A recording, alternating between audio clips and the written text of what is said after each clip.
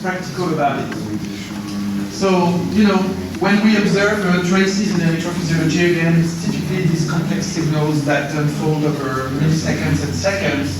And when you compare with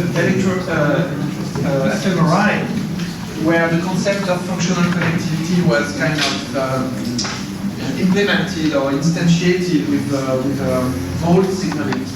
So typically, the fMRI signal is relatively less complex. And there are not too many ways to look at connectivity in fMRI. Of course, it's a caricature. It's richer than what I'm saying. But by the very nature of the signal, which is relatively to electrophysiology much simpler in terms of dynamics, people have been essentially extracting correlations of this time series between brain areas, and apparently it's sufficient to extract what looks like functional networks. Whereas if you do that between brain signals at different brain regions with these complex signals, the fluctuations are so apparently rich or random, so to speak, that applying just correlation is not enough. So we have to be more creative in electrophysiology and possibly closer to the mechanisms, which we don't entirely know. Okay, so basically connectivity, the typical workflow is the following. Well, first of all, there are some folks who do basically connectivity between sensors. So here it's an MEG helmet, but it's true for EEG. And you will find a lot of publications showing connectivity measures in the sensor domain, which I think is dangerous because it's not very specific. If you find relations between sensors, it's because maybe they are close to one another, or even if they are at some distance, the fact that you have a source somewhere in the brain, like a very active area, it's going to activate electrodes that could be far away from each other due to the diffusion process from brain to scalp. So, in a nutshell, you will find, potentially you will expose yourself to many non-specific and actually artifactual connections in the sensor domain. So you have to be careful about this. So one way of reducing the crosstalk between locations is to actually do the inverse source model we've seen today and yesterday, and then apply your preferred, and I will list a few possible strategies to extract relations between time series in the source domain. So here, for instance, we do a Hilbert transform that we just saw in a certain band path, and then we extract the phase, and then we looked at how systematically related the phases are between the different brain regions, and that's phase locking. I will explain better, I hope, in the next slides. And then you extract this score of phase locking and consistency of phase across all possible source pairs. Excuse me? Sorry. Thank you. And you basically report that in a table. And the table is called connectome, or it doesn't have a real name yet, but I see a lot of connectome being used. So it's a connectome array or connectivity array, where basically whenever it's read, here for instance, it means that the phase locking is greater for these sources, this pair of sources, than for others. So this is a transformation of the data. Instead of working with time series or maps of the brain, you create this object that basically is a new set of measures, and you can do statistics on this object as if you were doing statistics on the map or on the sensors. So you can compare between conditions, between groups of subjects. There are certainly ways to optimize the statistics given the properties of this array, but this is also a matter of active research these days to be the most specific and sensitive in terms of testing. But that's the philosophy. And then you can represent these connections in a more anatomically informed manner. So it could be onto the brain with connections, I will show you examples, or it could be in abstract forms. And there is a great deal of tools from mathematics and graph theory, it's a subfield of applied mathematics, that try to describe and measure connectomics, or certain properties of connectivity in networks, in graphs. So basically whether this has a particular role, whether it has more connections than on average in the rest of the graph, whether it's a hub, what is the centrality, all these new things you see in the publications these days, which is also a very active field. So practically speaking, Brainstorm does everything until that very stage. You can use other toolboxes like the Brain Connectivity Toolbox, which is also a MATLAB toolbox, free and open source, to actually derive more advanced measures from this array. So we are not saying we won't do that in the future with Brainstorm. We can build bridges with the Brain Connectivity Toolbox or others, or have nice representations of the graph. For now, it's a bit still under construction in our toolbox, where we show you examples. But what is produced is this kind of thing for a relatively long catalog of different measures, not only face locking, but many other things. So yeah, face locking was an example. You can put your preferred measure here. Okay. Just a matter of definition for those of you who are not too familiar with this. So there are very roughly two categories of functional connectivity measures or connectivity measures in general. There is a functional connectivity, which looks at the connectivity between, let's say, two regions or pairs of regions. And there is a nuanced version with effective connectivity. And you see that the difference here is that this becomes an arrow, meaning that according to effective connectivity measures, this region, number one, has a greater influence on number two than vice versa. So it's a directed flow in the network of transfer of information, whatever that means. I will talk to you about this. So the current reality, and this is just a selection from the literature, from the Hermes toolbox, that is also a MATLAB toolbox available for free. And we use some of these metrics in Brainstorm, is that there is a long catalog of metrics and measures that supposedly help you estimate connectivity in electrophysiology. So, of course, I won't go through the different methods now before lunch. And it's not interesting in a way. It's very technical, and I think a lot of those things are a bit far from physiology and the mechanisms. Some of them are inspired by information theory. Some of them are inspired by economics, time series fluctuations in market and stock exchange and stock markets like grandeur. So, ideally we would need to understand the mechanisms of information integration and transfer in the brain to derive possibly one measure, mechanistic measure of functional connectivity. We are not there yet. It's a very active field of research, and the reality today is rather this. So, okay, how can you find your way through this? So there are, let's start with the typical correlation measure between time series.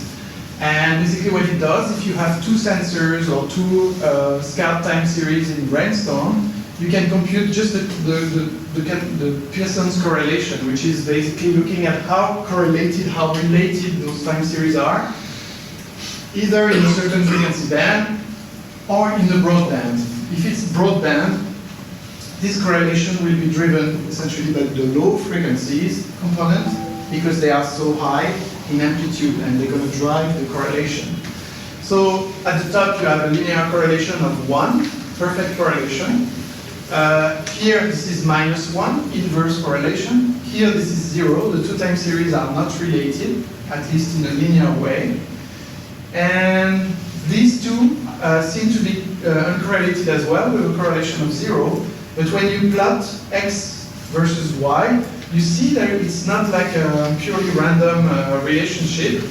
It seems that there is some organization here. So there is a nonlinear relationship between this and that. It could be a transformation, like a squaring. It could be, I don't know what Guillaume did for this one.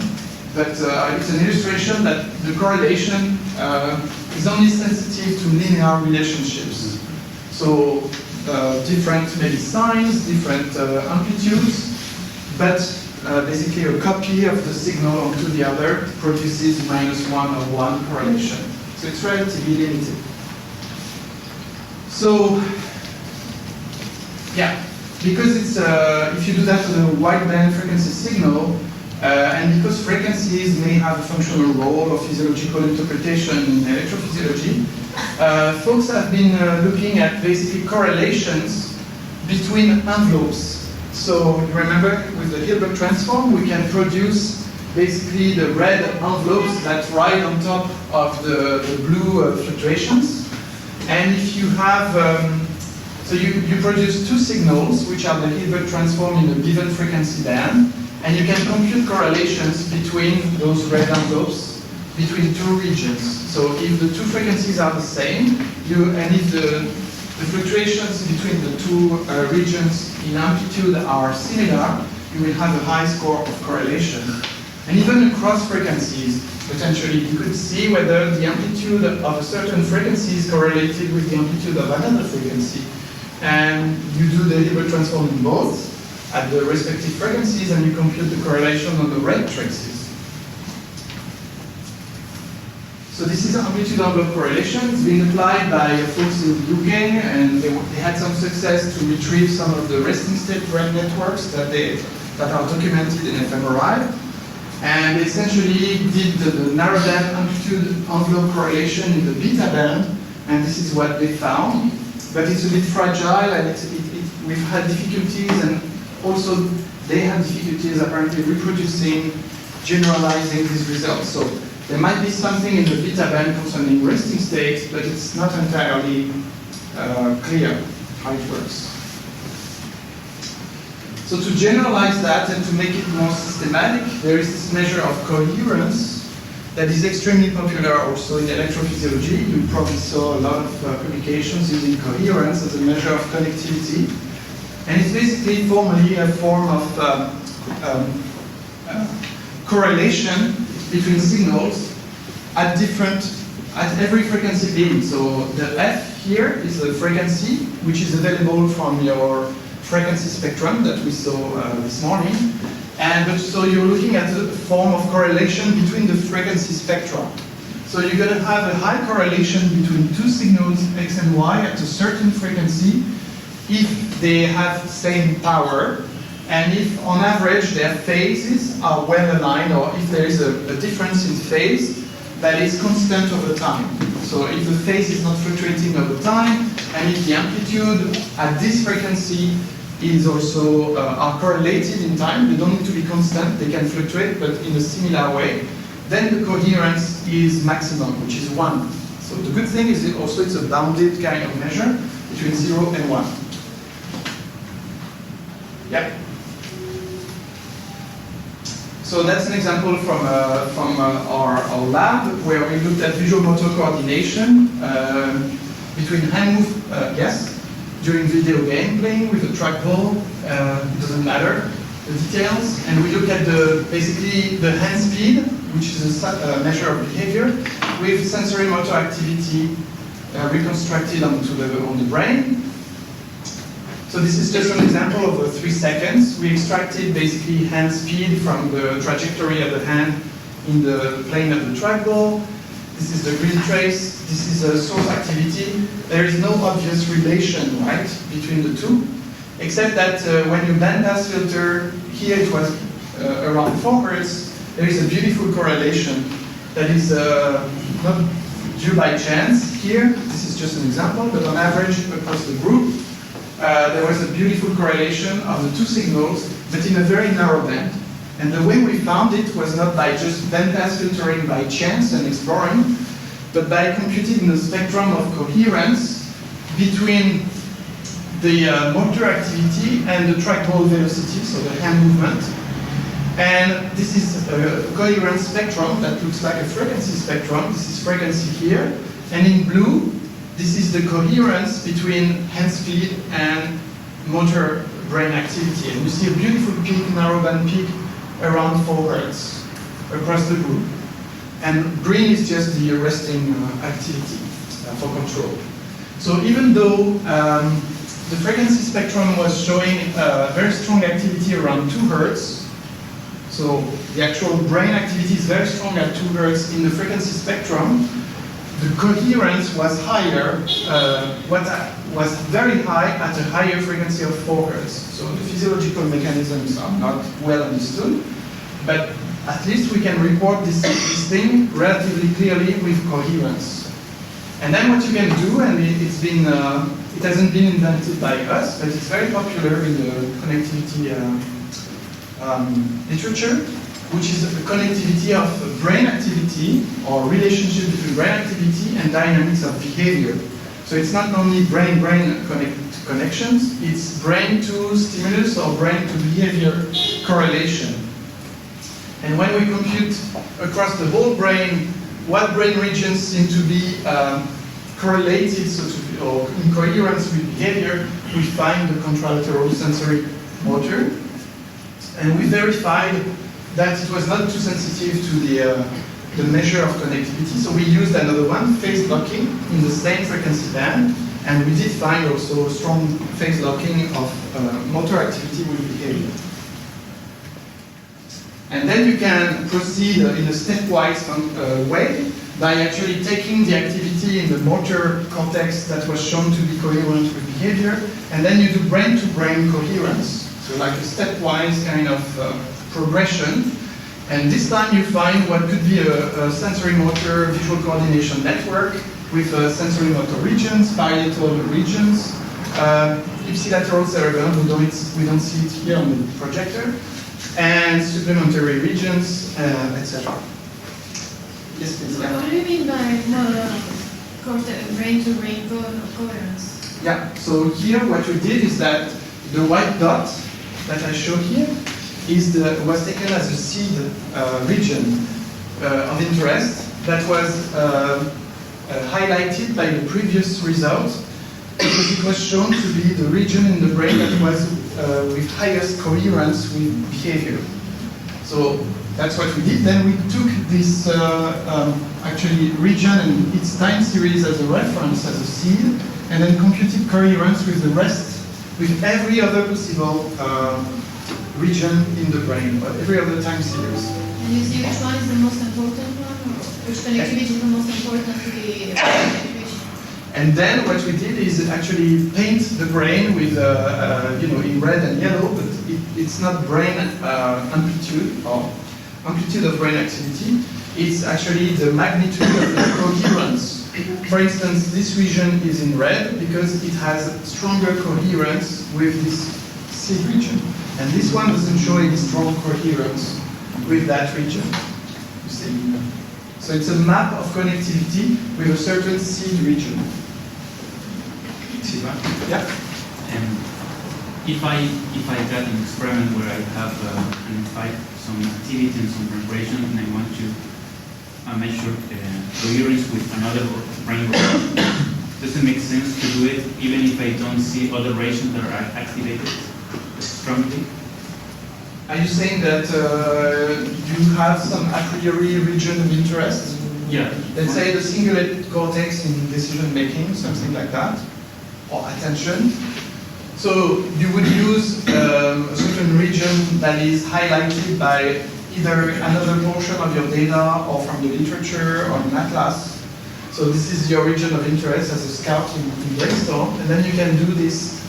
We call it 1/n connectivity. One because you look at a seed region, one region, and you look at connectivity with the n other regions, so all the rest of the brain, and you have one score of connectivity per brain region related to that seed region. Is that what you're saying? Yeah, but I mean the interpretation, the physiological interpretation of what if you find coherence with another region, but you don't see really activity in that region? So how do you interpret this coherence if there is no activity in this? So there could be activity. I mean, there is always activity, right? There is no. I mean, you don't have a flat line in the brain. Right. But it's true that it could be what you detect somewhere could be a crosstalk from other regions that are nearby that have very strong activity.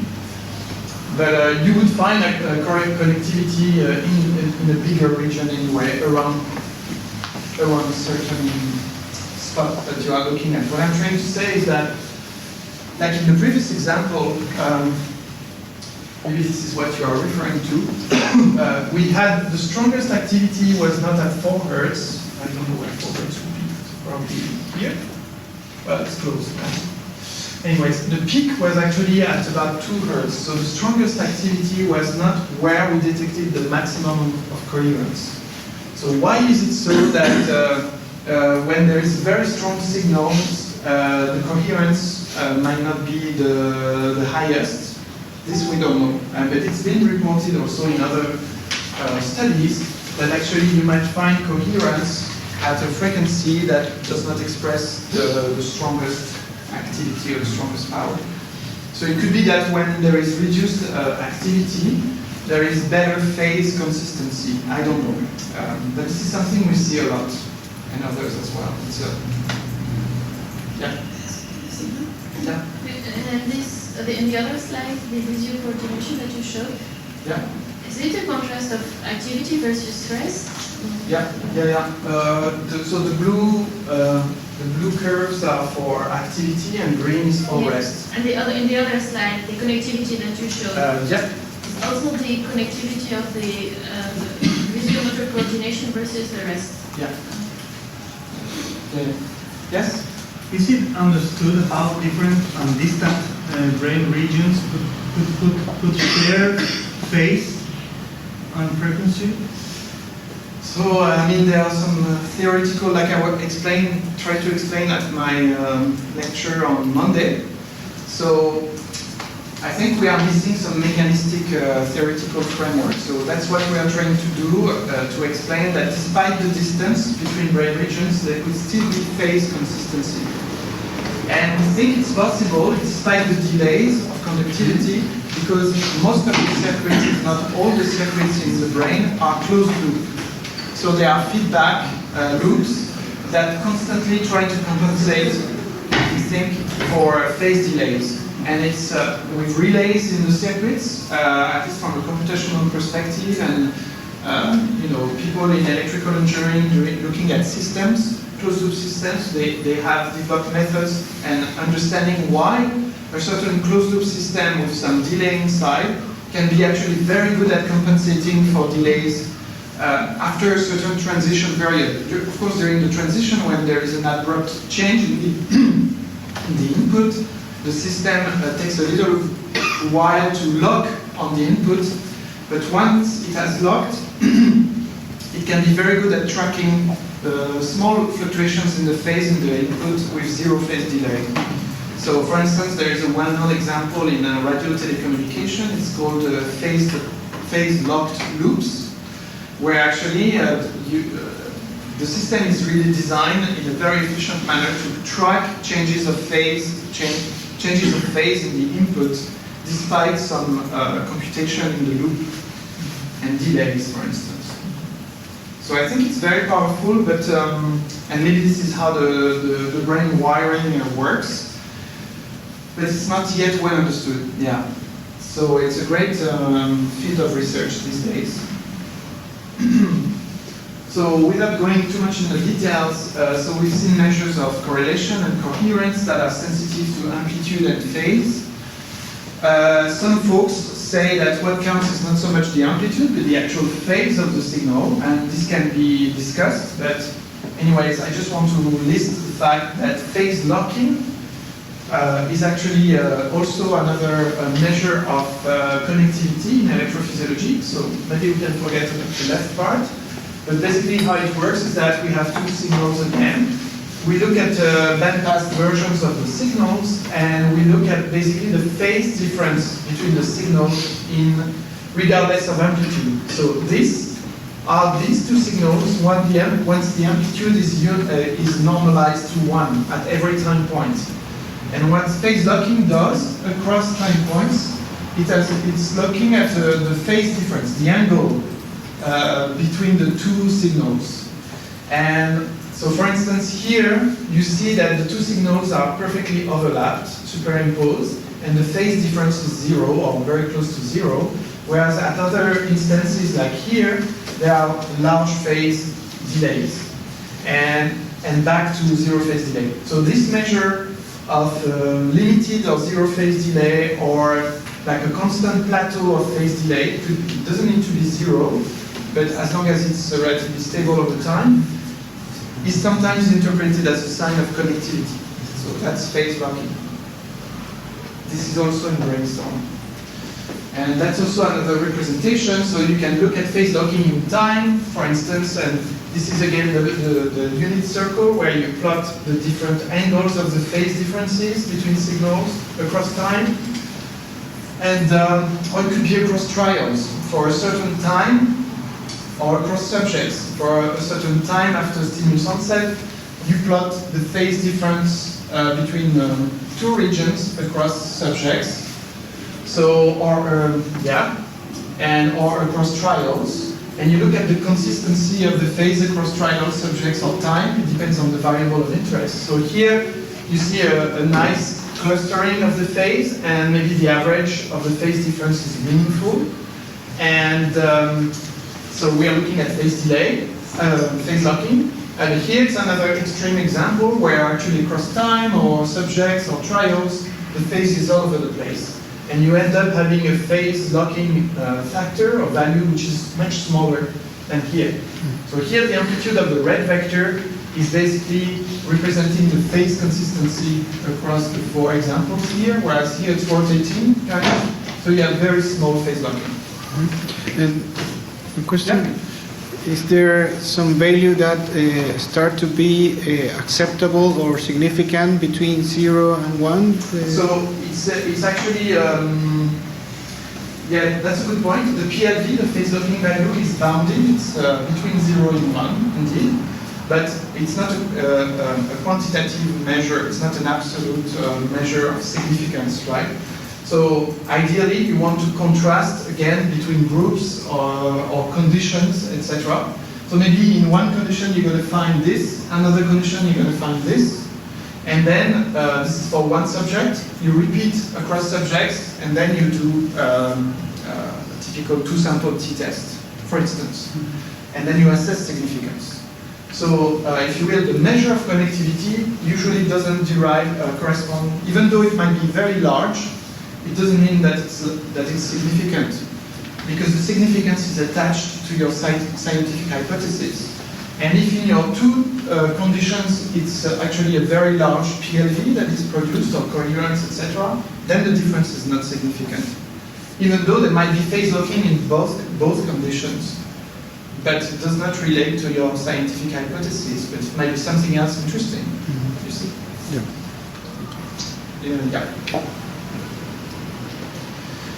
Okay, and then there are very interesting approaches that are not related to possible mechanisms of physiology directly. So they are based on information theory. So one way to measure interaction between a signal X and a signal Y is to compute their mutual information.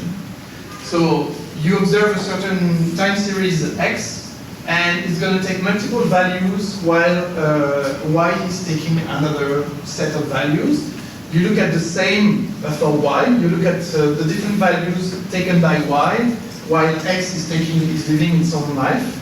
And basically, there would be interaction if the 2 spaces, these virtual spaces, abstract spaces, would overlap. So basically, mutual information is a measure of overlap between signals, but in an abstract way, non-linear way, by looking basically at the probability of X, that you would observe X when Y is expressing a certain value. So, and it's been very popular. There's been some very nice, for instance, papers produced by Joachim Gross and his group, looking at language, but also many other things. And it can be frequency specific. You can look at basically the mutual information between, for instance, speech signal, which would be X, and the EEG sources, which would be Y. Y taken, Y at every source. You would have a Y signal that would be different at every source. And you paint the brain basically with the amount of mutual information between speech and brain. So, and in a given frequency band, for instance. So here it's for delta, it's for theta. So here we're looking at basically cortical entrainment of the audio-speech signal, of the neuronal activity by the speech signal. And you can even look at phase amplitude coupling. So you can compute the mutual information between the phase of the theta and the amplitude of the gamma. So that's one way of doing PAC. It's not really connectivity here. I'm going to skip this because it's about the same thing. Yeah. About effective connectivity. So remember, effective connectivity, you want to add an arrow instead of just putting a link between X and Y, region X and region Y. You want to see whether X has a greater influence on Y than vice versa. And it's a big deal in systems neuroscience, right? So for that, there is this grandeur causality, which is based on parametric modeling of the time series, where you will compare two models. One model that tries to predict the future of Y, only knowing its own past, regardless of what's happening in X, compared to the model where you try to predict the future of Y, considering its own past, but also the past of X.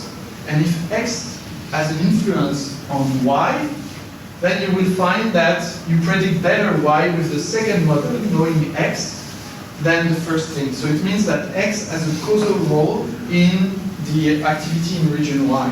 And of course you compare with, you switch X and Y, and you compare between these two models here also. And so that you can establish possible asymmetric relationship between X and Y. Here you use the broad signal, or you can use narrow band signal? So in theory, you need to use the whole dynamics of the signal, so broadband. But there has been examples and some controversy in the literature about using narrowband. But I think the consensus today is to use broadband for the best, if you will, estimation of the full range dynamics. But my difficulty with grandeur is that it's really disconnected from, from the electrophysiological mechanisms. And also it's very sensitive to the choice of parameters, because to model the time series you need to use autoregressive models with a certain length, etc. And there is no proper way, I think, or standard way of estimating those parameters. It might be very sensitive to that. So it's featured in Brainstorm because it's been so popular at some point in the literature, so that you can explore. And by the way, it's also, if you follow what Pascal Fries is doing, it's a complicated figure, I'm sorry, but it's just to say that this grandeur causality also exists in the frequency domain. So you can look at whether, maybe it's not the best. Yeah, you can produce basically a frequency spectrum that shows between two different regions, that shows the grandeur causality measure between region X and Y, depending on the frequency of the signals. So this is not because they did a narrowband filtering, which is problematic, like we just said, but they adapted the grandeur causality measure to the spectral domain with basically Fourier transforms. And whenever it's positive, it means that Y has a tendency to drive X, and when it becomes negative, it's vice versa. And they had a nice paper showing in the visual attention system that beta interactions seem to be pointing at the fact that they are coming, influencing from top-down circuits the activity in the visual system, whereas the slow activity seems to be more a signal channel for bottom-up signaling from early visual areas to higher order visual areas. Okay, I think I'm going to stop here because the rest is more specific of ongoing work in the lab, and it's with PAC, but it's less established. I think you have more than enough information to get started, and we can make interventions later in the afternoon depending on the needs, right? But basically the review, the take-home message is that estimation of connectivity today, it's a good and a bad, meaning that with the time resolution of our data, there are many possible mechanisms that we can look into, meaning that there are maybe probably too many methods to estimate connectivity and not enough understanding of the mechanisms. So it's, like I said here, an active research field, and it's exciting, but it's also frustrating for people maybe who have higher order questions regarding neuropsychology and cognitive functions. So it's work in progress. But still, if you want to explore a few ideas about connectivity that you may have and you don't have a specific mechanistic hypothesis, so when in doubt, but still interested, the commonplace recommendation would be that you use a very widely reported method like coherence, phase locking. There is also phase transfer entropy, which is also a directed connectivity measure based on phase or amplitude envelope correlations. These are probably the 3-4 methods that are the most used, meaning that you won't have hopefully too much issue justifying why you use coherence in your paper. And phase coupling is not among those? So phase locking is a form of phase coupling. And phase amplitude coupling for now is not very much applied for connectivity. We and others are looking at how we could use it properly. But I think it's still work in progress, so I don't want to advertise that too much. And also it's not directly into Brainstorm yet. Yeah, so my personal preference would be to use model-free methods rather than Ranger causality, for instance. So the mutual information or spectral methods I'm talking about here are, not exactly model-free, but you don't have too many parameters to choose. And it's even better if you have, again, mechanistic hypotheses to justify your analysis. So yeah, I think I'm done.